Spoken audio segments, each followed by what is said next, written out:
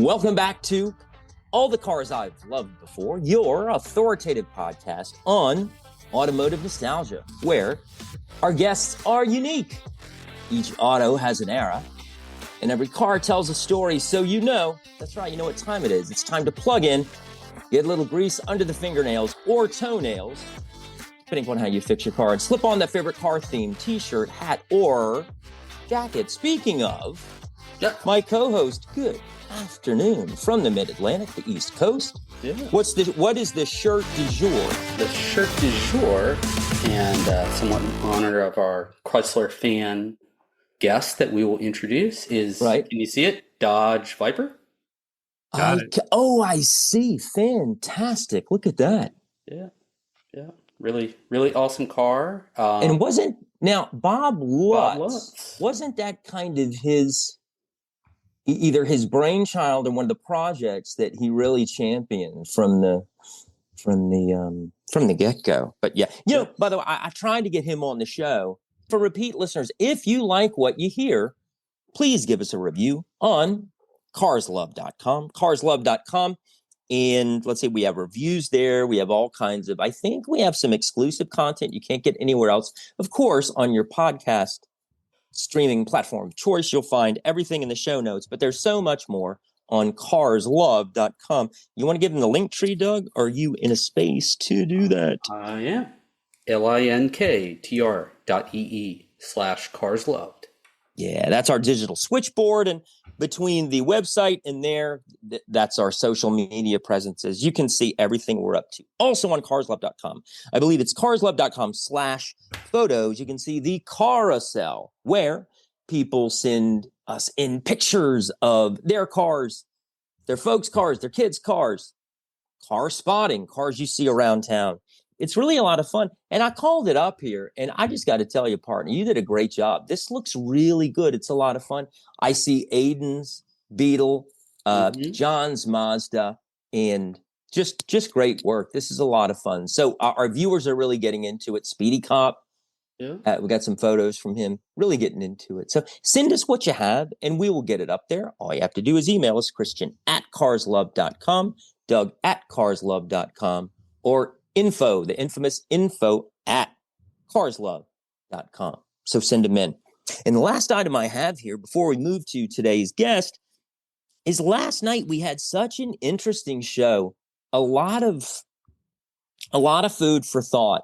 And it was a gentleman who's a very interesting fella in his own right, but his father is the fella who invented the intermittent windshield wiper switch. And that was just really a lot of fun. And that's what this show does. We hear it time and time again. We bring people together. We make new friends, teach others. We're always learning. So again, reach out, Christian@carslove.com, Doug@carslove.com. Always more to learn, more wonderful people to meet.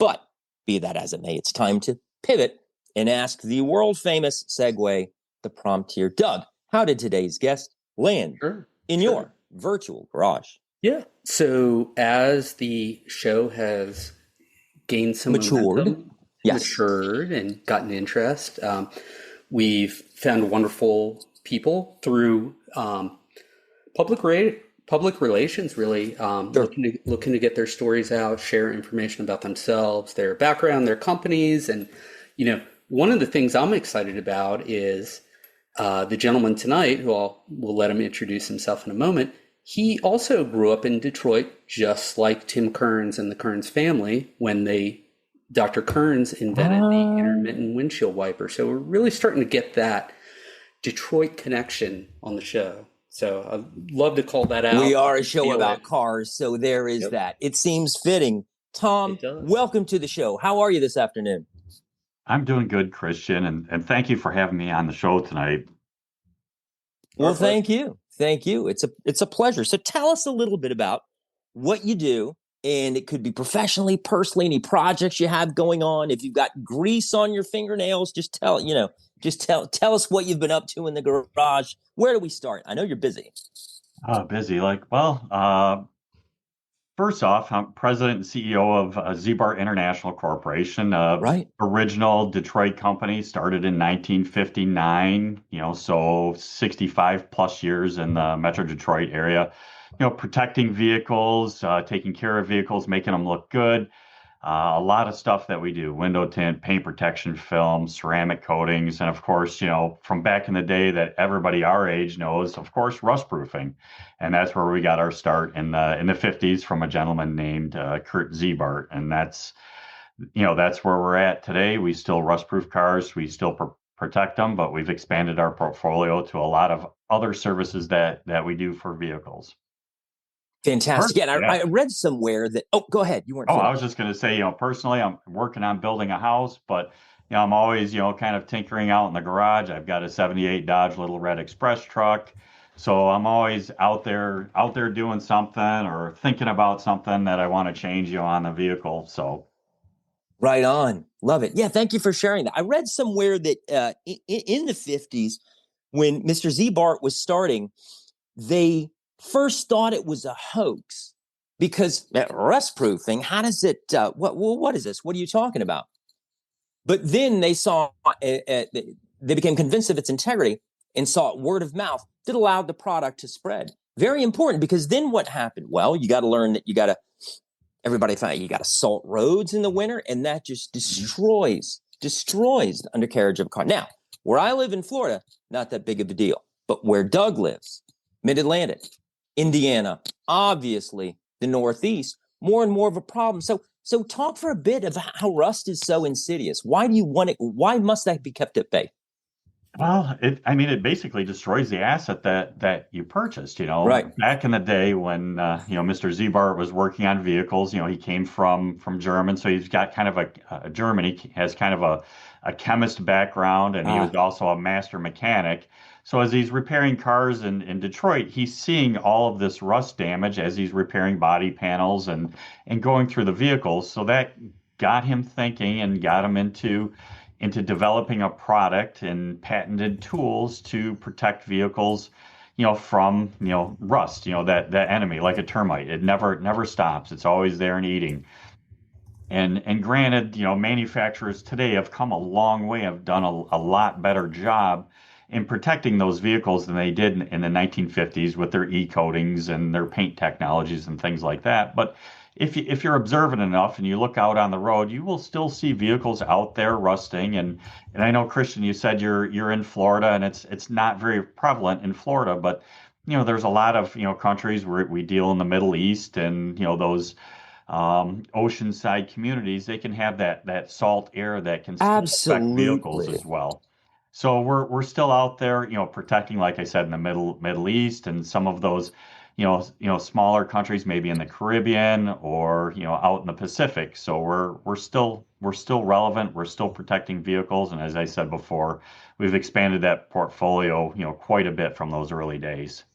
Yeah, and you mentioned you're worldwide, and that's something that I didn't realize, and until I started looking into this. Is that a recent expansion, or has that been going on for decades? No, actually, we sold our first master franchise to our friends up north in Canada in the early 60s. Oh. If I remember correctly, the Philippines in the early 70s, Saudi Arabia in the mid 70s. So we still have a lot of international partners out there that are, master franchisees, flying the Ziebart flag.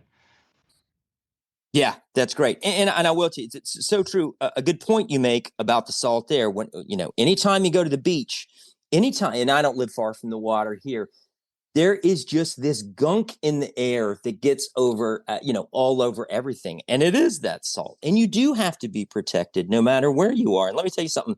Bugs are everywhere. Rock chips and dings.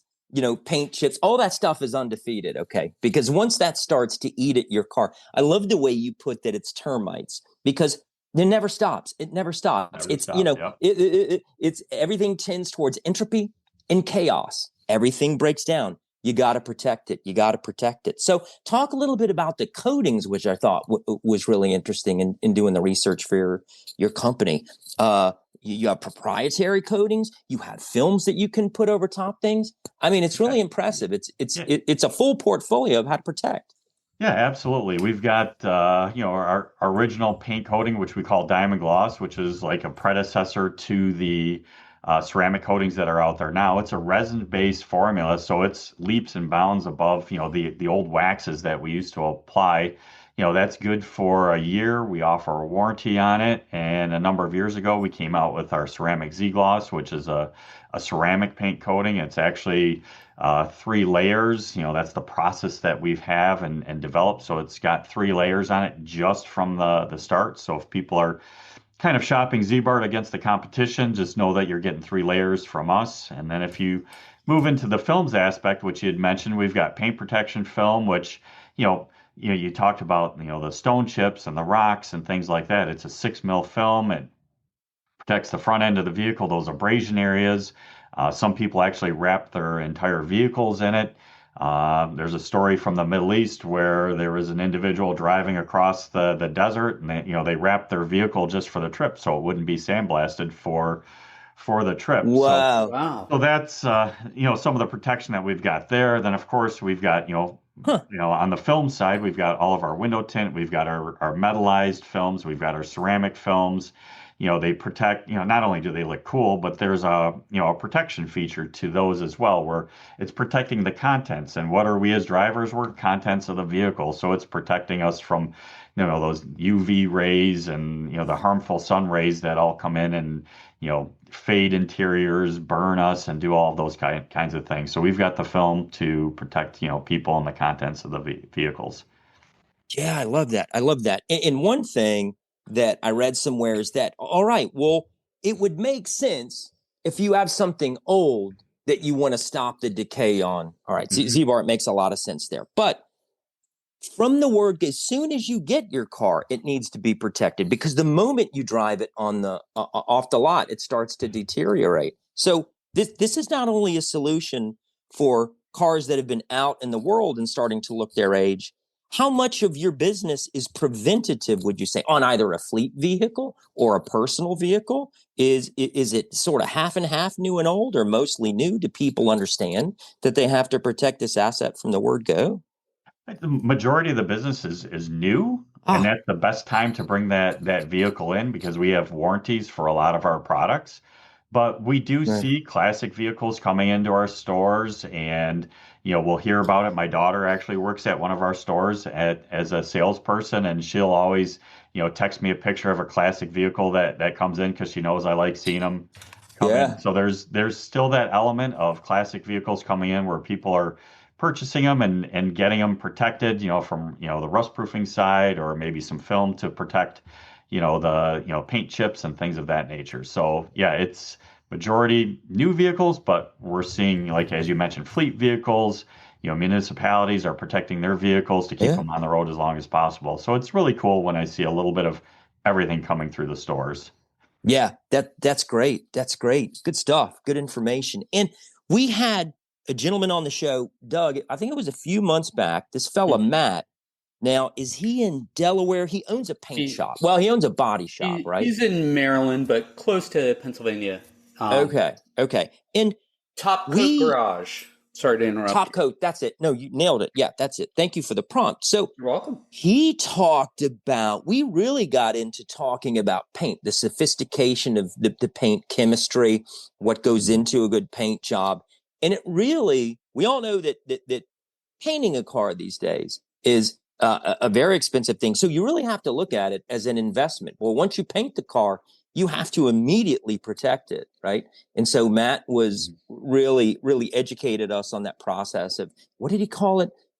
Prismatic paint jobs, and then the flecks of either ceramic or metal or whatever they are, aluminum, to get the paint depth. Yeah, you pay $10,000, $15,000, $20,000 on a paint job. You're going to want to protect that. And right, even paint jobs from the OEMs are quite dynamic, because there's certain vehicles that have very soft paints, and other manufacturers have harder paints, and we see a lot of differences in those paints when we're doing paint restoration, where you're polishing the paints and things of that nature. So, some of the imports that come in, the higher ends, they tend to have a little bit harder paint, but there's a broad spectrum of what's out there, and you have to understand what you're working with.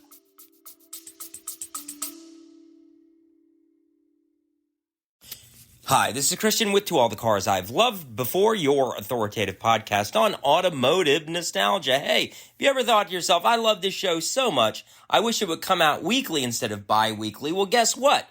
You asked, we answered. Henceforth, that means from now on, you're going to get a piping hot new episode of To All the Cars I've Loved Before, weekly instead of bi-weekly. How do you like that? We will see you on your mobile telephone streaming device of choice weekly from now on. Yeah, it's a really good point. I visited my sons and I toured the Hyundai plant. Yeah, yes. In Montgomery, Alabama. They make all the Santa Fe's, Tucson's, and Elantras, I believe. And on the tour, they said, it takes us 17 hours to make a car or something like that, soup to nuts. And about 9 of it is the car sitting in the paint shop. So just to give you an idea of all these complicated moving parts, guess what? First thing people are going to see is that paint job. So yeah, interesting stuff. And I know Doug wants to hop in there and bring us in the way back, but just one more mention. When you think of Ziebart I was going to say, I got a quick story on paint jobs. I owned a 71 Dodge at one point in time, and it was original paint survivor car. And I was talking to somebody, and I was talking about the paint job on it, and I pointed out a couple runs, and that's when they used to have painters on the line. No, and the guy thought he says, man, I would be mad. I'd take that car back to whoever painted your car. I'm like, well, that would be a little bit difficult because there was big runs on the sills and the rockers. And it was just factory paint from the 70s. That's the way they came out of the factory, and that's the way it was. Mm-hmm. I said it'd be a little bit difficult to get that one back to the factory from 71. Interesting. So yeah, here was a guy that just had a bad day. Maybe it was the new guy. Maybe he had a bad day, but it happens. Okay, variability in any manufacturing process will bring you defects, right? So, wow, great story, great tale. Now, before I hand it over to Doug here and we hop in the way back, Ziebart does all kind of stuff. So we've talked here about coatings, but Tom alluded to it. All kinds of accessories. Got to go to the website, Ziebart.com. Ziebart.com. We've talked about coatings. We've talked about rust protection, but interior fabric protection, that's important too. Okay. Window tint, important stuff, as well as the paint protection films. So, I mean, it's really a full portfolio of stuff. Make your car look good, completed. Yeah, you were going to say something, Tom. Yeah, we've got everything. One-stop shop. We've got accessories for the truck guys. We can get those. The soccer mom that comes in that's been hauling around. 4, 6, 8 kids. We can detail that vehicle inside and out. And we've got proprietary products. That we can clean vehicles, make them look good. And the majority of our products and all of the proprietary products are made in the United States. Oh, I love that. Okay, so again, America and world, Ziebart.com. Got to check it out. It's a really nicely laid out website. You get to a ton of information very quickly. They have a Find My Ziebart widget here off to the side. You plop in your zip code. You see where the closest one in is. Go visit, see what they can do for you. Doug, I'm going to hand it over, partner. What do you think? Are we ready to go back in time to see what Tom owned? And what do you think? We are, but I know in our pre-show, we talked about Tom being a Chrysler guy, and that really goes back to your roots, Tom, because you actually worked at Chrysler as well. And I was hoping you could share a little bit about that. And if you don't mind, if we're good with time, I'd love to hear a little bit about your father was CEO of Ziebart before. Ziebart has been a family-owned, employee-owned business for quite some time, as well as, I don't know if a majority of Ziebart stores or all of them are franchises, as you alluded to. Yeah. So, wow, there's just so much to unpack there. So if we go way back, my grandfather worked for Chrysler from like the early 40s to the early 70s, and that's kind of where I got my Chrysler Mopar roots, if you will. Mm-hmm. And then, my uncle was a plant manager, and then we mentioned Bob Lutz earlier. Actually, my stepmom was Bob Lutz's admin for a number of years. No way. Yep.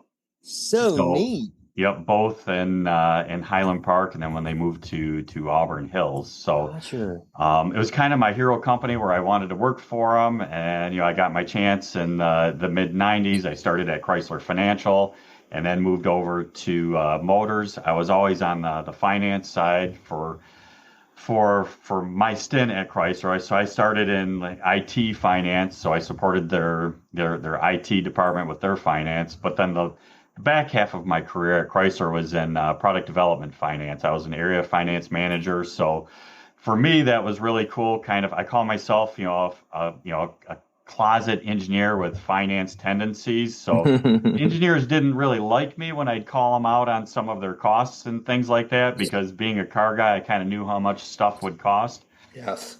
But the cool part about that is I got to, work with the engineers. I made friends in the dyno room, and I get to take home cars once in a while, and I give evals to the engineers, so they kind of see what maybe a regular person might be thinking about, on a product, because sometimes, as you know, if you're too close to the product, you can overlook some things and things of that nature. So all the way, they give it to a lot of different people to try those vehicles out, so they could get a different perspective. So that's kind of my high level, Chrysler story, if you will.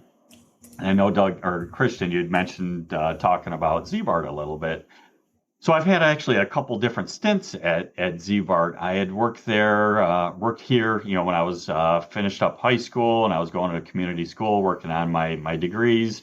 We had a manufacturing plant at that time, and I'd run the mail back and forth between the two facilities, and took a break off to finish up my degree, and then came back and worked at Ziebart for another few years before I left for Chrysler. But you had mentioned my dad had worked here as well.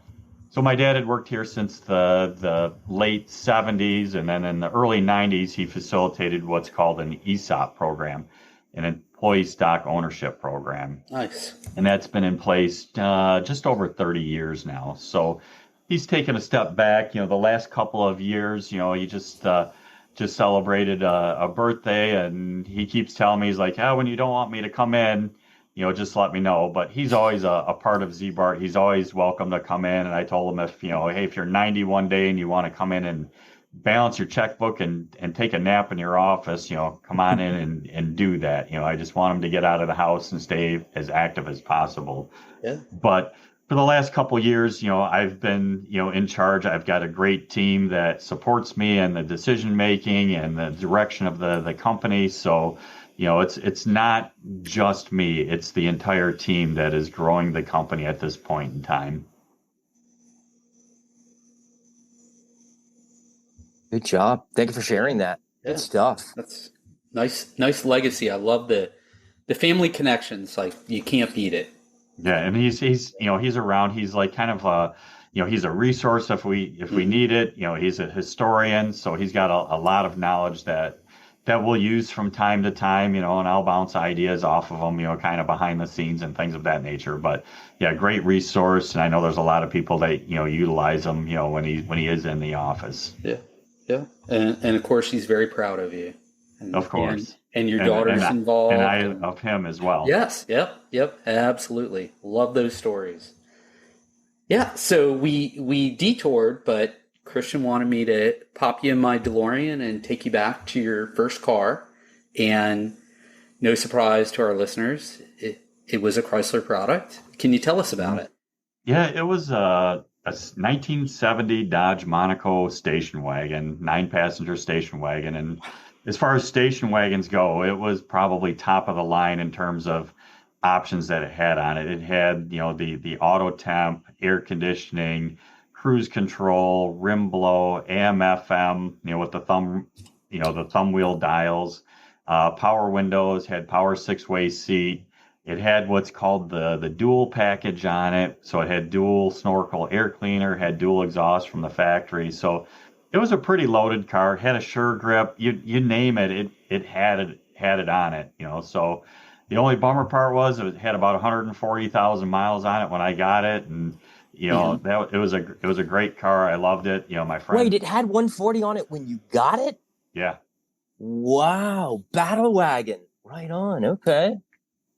Yeah, for sure. So that's kind of what, it was like I said, Chrysler was my hero company. I wanted to work for them, and that was kind of the start where I started reading everything that I could find, Carcraft, Hot Rod, everything about, hopping up cars and engines and camshafts and all of that stuff. And then it's just progressed over the years.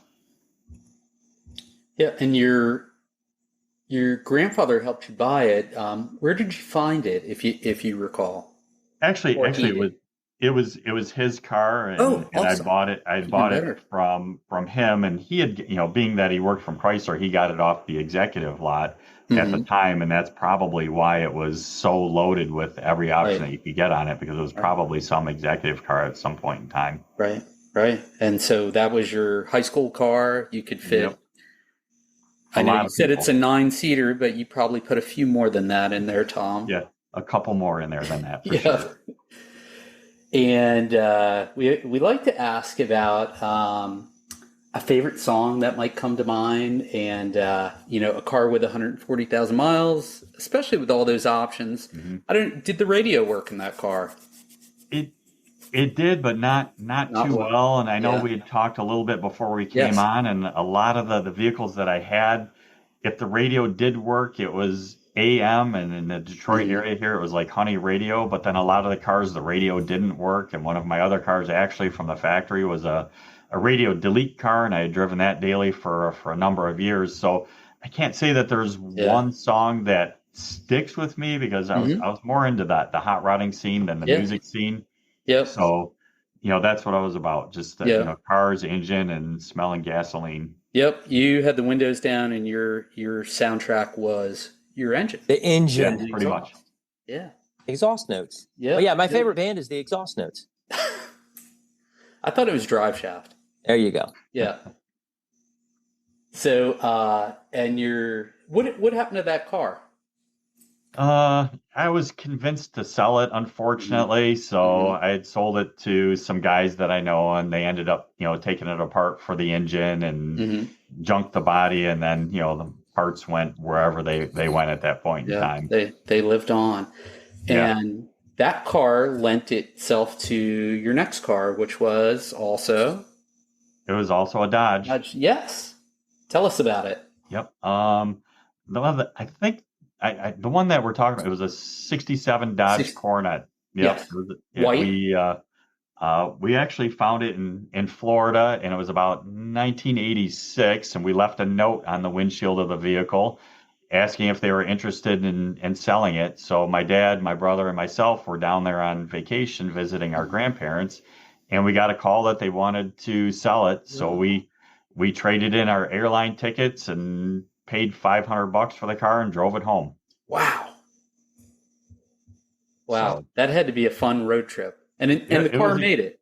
It made it. It was no problem. I don't remember how many miles were on it, but it made it. It was a 318, and those engines seemed to live on forever. And I think we got 21 miles to the gallon with it, coming back. Back then the speeds were 55, so you'd push it to 62 or something like that, coming north.